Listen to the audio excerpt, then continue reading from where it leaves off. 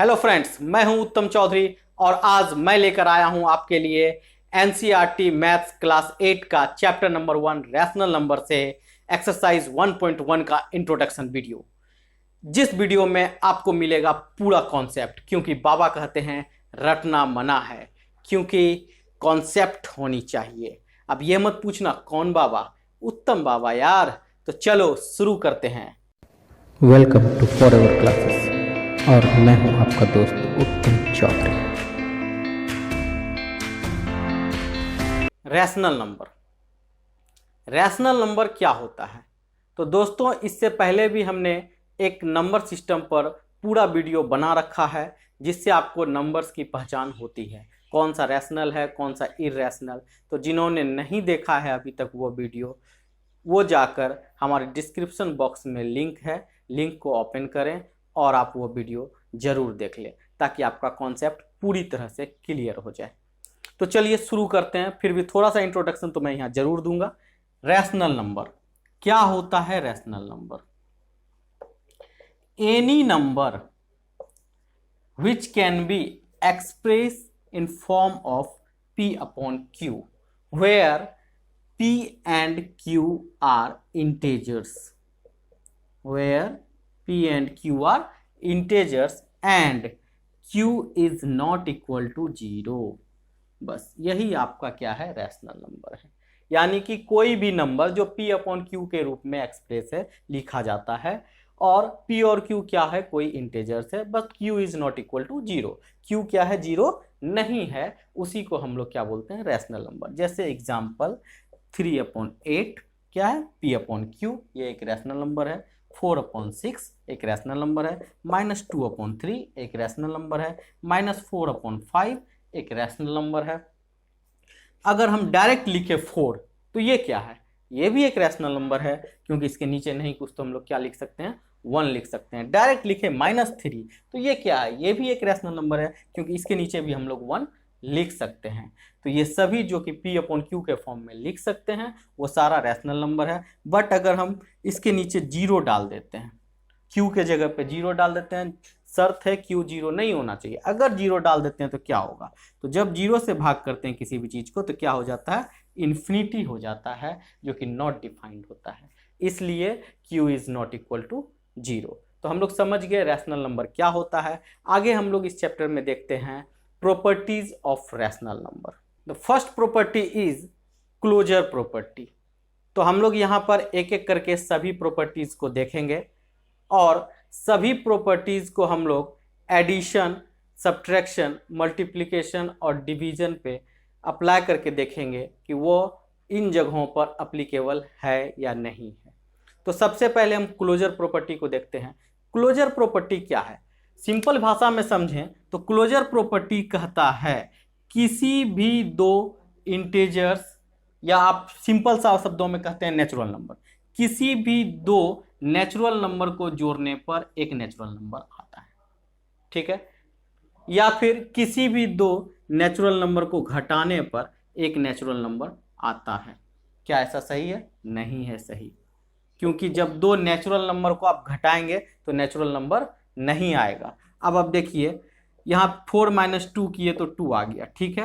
अगर हम यहाँ 2 - 4 करते, क्योंकि 2 भी तो नेचुरल नंबर है और 4 भी नेचुरल नंबर है, ठीक है?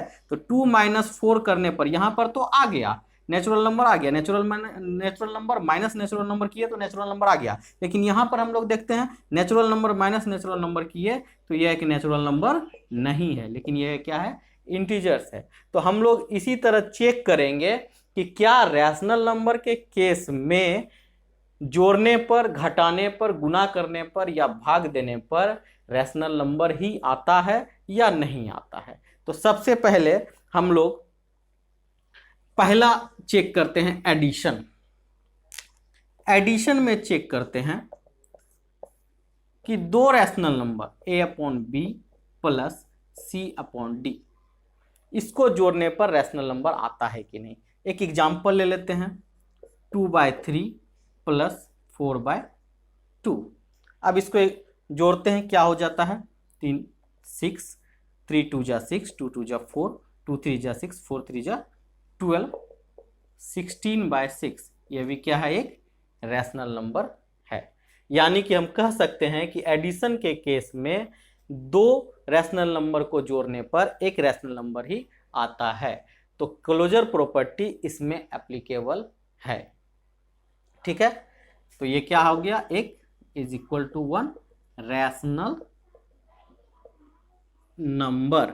ठीक है, अब सब्ट्रैक्शन के केस में चेक करते हैं हम लोग कि क्या सब्ट्रैक्शन के केस में ऐसा होता है। तो देखिए सब्ट्रैक्शन का case a upon B minus C upon D क्या आता है। कोई भी एक नंबर लेते हैं, सिंपल सा ही लेते हैं, 7/3 माइनस 4/2 कुछ भी। तो अब यहां पर क्या आ जाता है, देखिए 3 2 का 6, 3 2 जा 6, 7 2 जा 14 माइनस 2 3 जा 6, 4 3 जा 12, डेट मीन्स 2/6। तो 2/6 भी क्या है, रैशनल नंबर है। तो हम लोग कह सकते हैं कि सब्ट्रैक्शन के केस में भी ऐसा होता है कि दो रैशनल नंबर को घटाने पर एक रैशनल नंबर ही मिलता है। तो यानी कि is equal to a upon B minus C upon D is equal to a rational number. अब हमने देखा कि एडिशन में भी क्लोजर प्रॉपर्टी फुलफिल करता है, सब्ट्रैक्शन में भी क्लोजर प्रॉपर्टी फुलफिल करता है। अब हम लोग मल्टीप्लिकेशन में देखते हैं। मल्टीप्लिकेशन में क्या होता है, a upon B into C upon D. कोई भी एक एग्जाम्पल ले लेते हैं, 2/3 इंटू 4/5। कोई भी आप ले सकते हैं, 2 भी ले सकते थे, कोई ऐसा बात नहीं है। क्या हो जाएगा, 4 2 जा 8, 5 3 जा 15। ये भी एक रैशनल नंबर है। तो हम लोग कह सकते हैं कि मल्टीप्लिकेशन के केस में भी दो रैशनल नंबर का मल्टीप्लिकेशन एक रैशनल नंबर ही होता है। ये भी क्या हो गया आपका, एक रैशनल नंबर। ठीक है, अब डिवीजन के केस में हम लोग चेक करते हैं, a upon B divided by C upon D क्या होता है। तो a upon B 2/3 divided by 4/5। अब ये हम लोग जानते हैं कि 2/3 डिवाइडेड की जगह मल्टीप्लाई और इसको रेसिप्रोकल कर देते हैं, 5/4 क्या हो जाएगा, 10/12। डेट मीन्स यह भी एक क्या है, रैशनल नंबर है। लेकिन यहां पर एक शर्त याद रखना है, शर्त यह है कि ये जो c और d है, c and d is not equal to 0। c और d 0 नहीं होना चाहिए, क्योंकि जैसे ही 0 से हम लोग डिवाइड करेंगे तो क्या आ जाता है, नॉट डिफाइंड, यानी कि इन्फिनिटी। तो यहां भी हम लोग चेक कर लिए कि यह भी क्या है, एक रैशनल नंबर है। यानी कि closure property addition, subtraction, multiplication और डिवीजन चारों जगह फॉलो करती है। अब next properties, next is commutative property. Commutative property क्या कहता है, कम्यूटेटिव प्रॉपर्टी कहता है कि कोई भी दो रैशनल नंबर, जैसे कोई भी दो नंबर a प्लस बी है, तो अगर हम इसका प्लेस चेंज कर देते हैं, b को इधर लिखते हैं और a को इधर लिखते हैं, तो दोनों का एडिशन इक्वल होगा। ठीक है, तो अब हम इसी प्रॉपर्टीज को रैशनल नंबर में सभी जगह जाकर चेक करते हैं। तो शुरू करते हैं एडिशन से। एडिशन में रैशनल नंबर के हिसाब से ये होता है a plus B plus C, sorry a upon B plus C upon D is equal to C upon D plus a upon B होना चाहिए। चेक करते हैं, 3/2 प्लस 4/5 क्या हो जाएगा, 5 2 जा 10, 2 5 जा इधर 15, 5 2 जा 10, 4 2 जा 8, डेट मीन्स 23/10। अब यहाँ पर करके देखते हैं, 4/5 प्लस 3/2, 5 2 जा 10, 5 2 जा 10, 4 2 जा 8 प्लस 2 5 जा 10, 5 3 जा 15, डेट मीन्स 23/10। तो हम लोग देख सकते हैं कि दोनों जगह क्या है, हमारा इक्वल्स है। इसलिए हम लोग कह सकते हैं कि एडिशन के केस में कम्यूटेटिव प्रॉपर्टी फॉलो करता है, यानी कि एडिशन इज कम्यूटेटिव। अब नेक्स्ट इज सब्ट्रैक्शन। तो हम लोग सब्ट्रैक्शन में फिर चेक करते हैं, तो देखते हैं सब्ट्रैक्शन में क्या होता है। सब्ट्रैक्शन के केस में इसी चीज को यहां पर देखते हैं, तो सब्ट्रैक्शन में a upon B minus C upon D is equal to C upon D minus A upon B होना चाहिए। तो करके देखते हैं। यहाँ पे अगर माइनस कर देते हैं हम लोग तो यहाँ पे 10 ही रहेगा। अब 2 5 जा 10 तो 3 5 जा 15 माइनस 5 2 जा 10 4 2 जा 8 तो 15 माइनस 8 डेट मीन्स 7/10। अब अगर यहाँ पर हम लोग माइनस कर देते हैं तो क्या होता है करके देखते हैं। 5 2 जा 10 5 2 जा 10 4 2 जा 8 2 5 जा 10 3 5 जा 15 8 माइनस 15 डेट मीन्स माइनस 7/10। तो हम लोग देख सकते हैं यहाँ 7/10 आया और यहाँ पर माइनस 7/10 आ गया। डेट मीन्स कि यह दोनों इक्वल नहीं है। तो हम लोग ऐसा कह सकते हैं कि सब्ट्रैक्शन के केस में कम्यूटेटिव प्रॉपर्टी फॉलो नहीं करता है। ठीक है, तो subtraction is not commutative. Okay, अब नेक्स्ट इज मल्टीप्लिकेशन। मल्टीप्लिकेशन के केस में हम लोग चेक करते हैं कि क्या a upon B multiply by C upon D is equal to C upon D is multiply by a upon B है कि नहीं। तो करके यहाँ पे ही हम लोग देखते हैं दोस्तों, a upon B into C upon D यहाँ भी करेंगे और c upon D into A upon B यहाँ भी करेंगे। तो 4 3 जा 12 5 2 जा 10 4 3 जा 12 5 2 जा 10 डेट मीन्स दोनों जगह हम देख रहे हैं इक्वल है। तो इसका मतलब है कि कम्यूटेटिव प्रॉपर्टी में मल्टीप्लिकेशन में कम्यूटेटिव प्रॉपर्टी फॉलो करता है, यानी कि मल्टीप्लिकेशन इज कम्यूटेटिव। अब नेक्स्ट इज डिवीजन। डिवीजन के केस में हम लोग करके देखते हैं कि क्या होता है।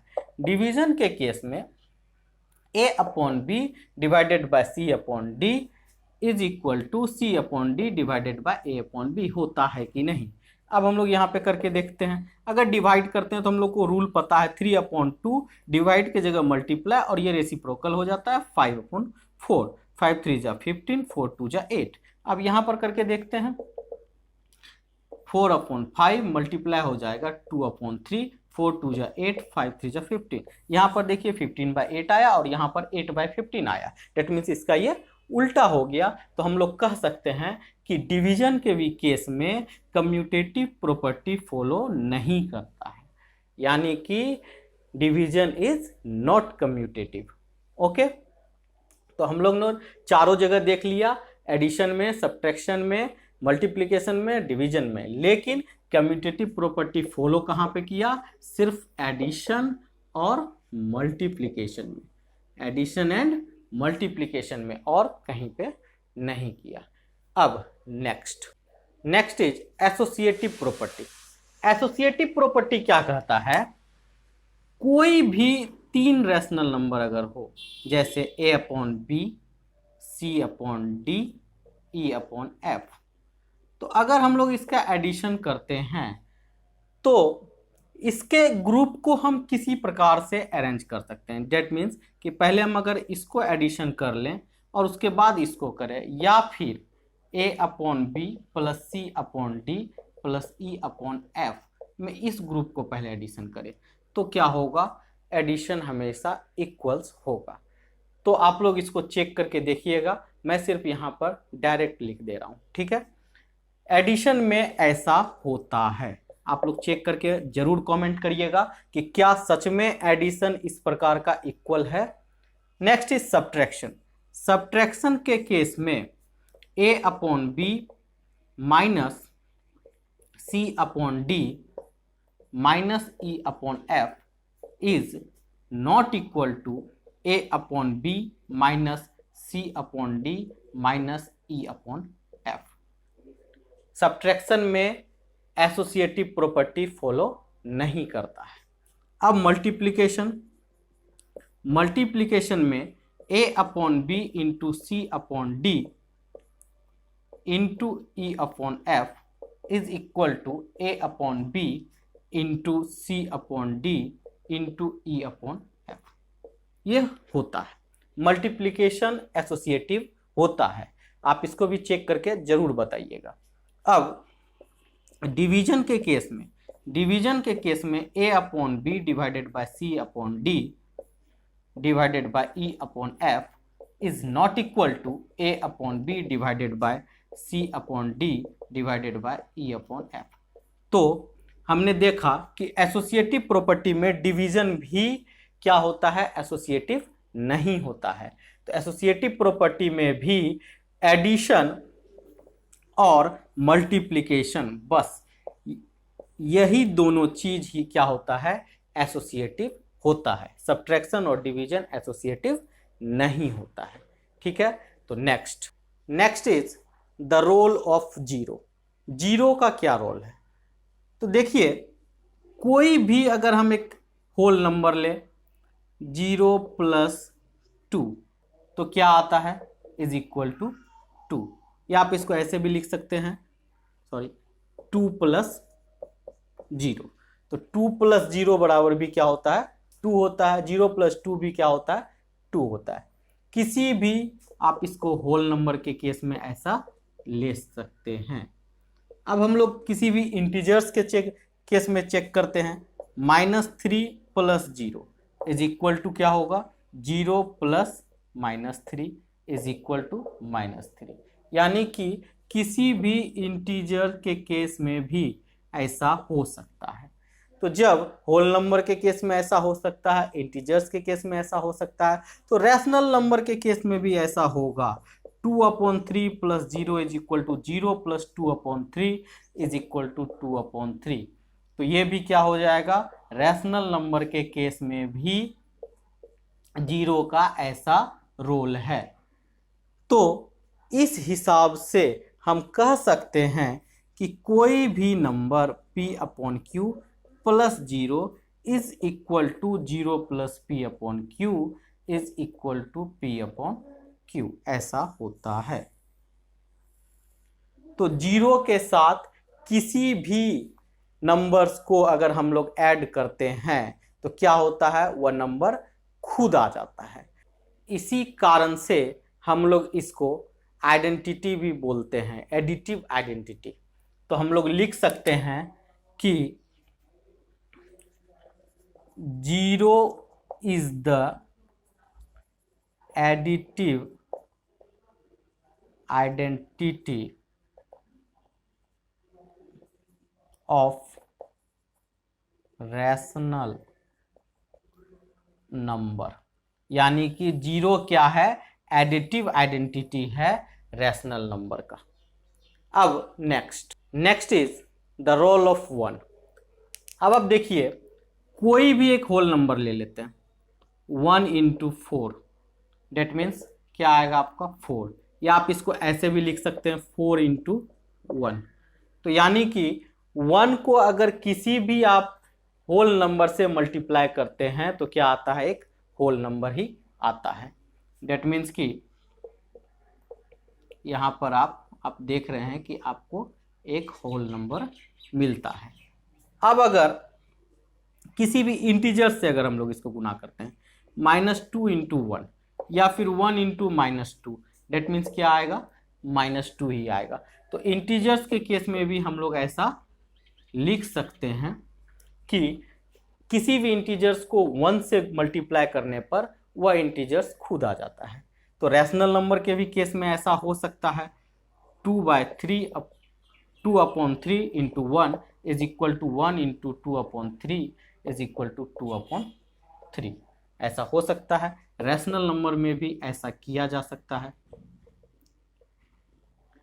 तो हम लोग देखें यहाँ पर कि 1 को किसी भी नंबर्स में मल्टीप्लाई करने पर वह नंबर खुद आ जाता है। That means P/Q × 1 is equal to 1 × P/Q is equal to P/Q। इसी कारण से हम लोग 1 को मल्टीप्लिकेटिव आइडेंटिटी भी कहते हैं। तो हम लोग ऐसा लिख सकते हैं कि 1 इज द मल्टीप्लिकेटिव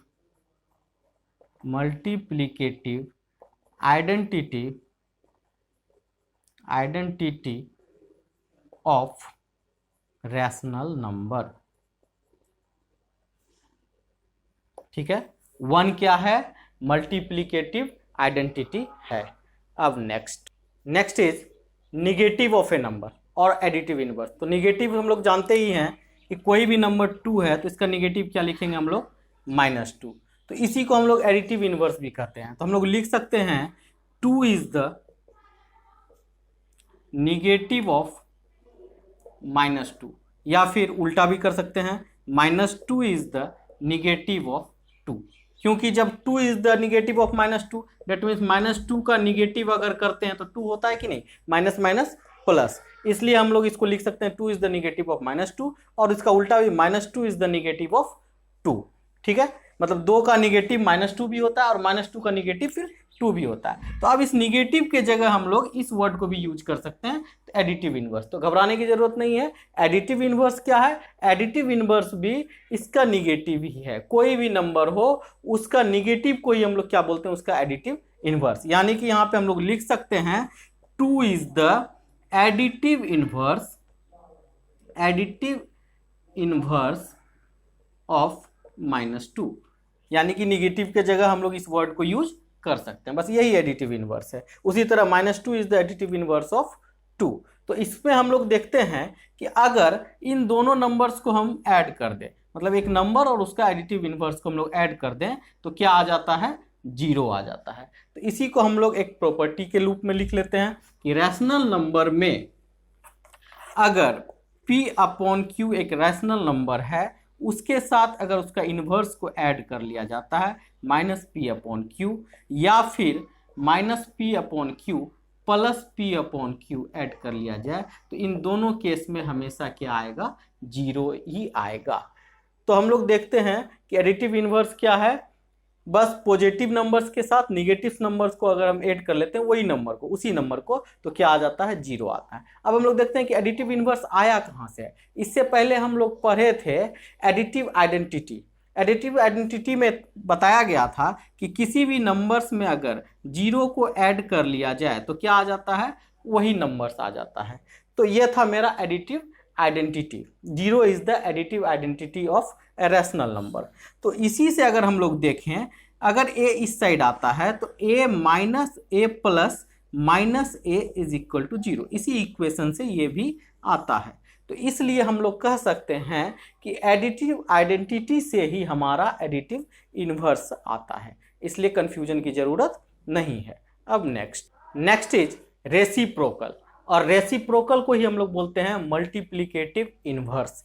रेसिप्रोकल क्या होता है? हम लोग जानते ही हैं, कोई भी एक नंबर है 2/3, अगर इसको उलट दिया जाए 3/2 लिख दिया जाए, तो इसका ये रेसिप्रोकल है। यानी कि 3/2 इज द रेसिप्रोकल ऑफ 2/3। 3/2 क्या है? रेसिप्रोकल है 2/3 का। उल्टा भी लिख सकते हैं हम लोग कि 2/3 इज द रेसिप्रोकल ऑफ 3/2। ठीक है, तो अब रेसिप्रोकल के जगह हम लोग एक वर्ड यूज कर सकते हैं मल्टीप्लिकेटिव इनवर्स। तो हम लोग लिख सकते हैं 3/2 is the multiplicative inverse of 2/3। तो हम लोग रेसिप्रोकल के ही जगह मल्टीप्लिकेटिव इनवर्स वर्ड का यूज करते हैं। अब यहां पर हम लोग एक प्रॉपर्टी देखते हैं कि अगर 2/3 का हम लोग रेसिप्रोकल लिख देते हैं 3/2, और अगर इन दोनों को हम लोग मल्टीप्लाई कर देते हैं तो क्या आ जाता है? आप देखिए, बराबर 1। यानी कि कोई भी रैशनल नंबर हो P/Q, उसके साथ अगर उसका मल्टीप्लिकेटिव इनवर्स को मल्टीप्लाई कर दिया जाए, ठीक है, कोई भी नंबर्स उसके साथ उसका क्या आ गया? मल्टीप्लिकेटिव इनवर्स, या आप कह सकते हैं रेसिप्रोकल। अगर इसको मल्टीप्लाई करते हैं तो 1 आ जाता है। तो हम लोग लिख सकते हैं P/Q इंटू Q/P, या फिर Q/P into P/Q is equal to 1। ठीक है, तो अब हम लोग देखते हैं कि ये मल्टीप्लिकेटिव इनवर्स आया कहां से। तो मल्टीप्लिकेटिव इनवर्स आया मल्टीप्लिकेटिव आइडेंटिटी से। मल्टीप्लिकेटिव आइडेंटिटी में हम लोग देखा था कि किसी भी नंबर्स को 1 से अगर मल्टीप्लाई करते हैं तो क्या आता था? वह नंबर खुद आ जाता था। तो a into 1 is equal to a, इसी को तो हम लोग लिख सकते हैं कि 1 is equal to a divided by A, क्योंकि ये मल्टीप्लाई है ए, इस साइड जाकर डिवाइडेड होगा। और जब ऐसा लिख सकते हैं तो लिख सकते हैं 1 is equal to A into 1 by A, क्योंकि डिवाइडेड की जगह 1 इंटू लिख देंगे और इस ए को हम लोग क्या लिख सकते हैं 1 बाय ए, क्योंकि इसके नीचे नहीं कुछ तो क्या है 1 है। तो 1 is equal to A into 1 upon A, वही तो यहाँ पर है। आप देख लीजिए कोई भी एक नंबर है उसका ये क्या है रेसिप्रोकल है और उसका मल्टीप्लिकेशन क्या होता है 1 होता है। ठीक है, तो हम लोग रेसिप्रोकल और मल्टीप्लिकेटिव इनवर्स को भी देख लिए। अब next is distributive property. Distributive property एक छोटा सा कॉन्सेप्ट है। डिस्ट्रीब्यूटिव प्रॉपर्टी कहता है कोई भी एक नंबर अगर किसी भी दो नंबर के एडिशन से मल्टीप्लिकेशन होता है तो इसको हम लोग इस प्रकार से लिख सकते हैं a into B A B और a into C A C. That means कि a इंटू बी और फिर a से प्लस a इंटू सी, ऐसा हम लोग इसको लिख सकते हैं।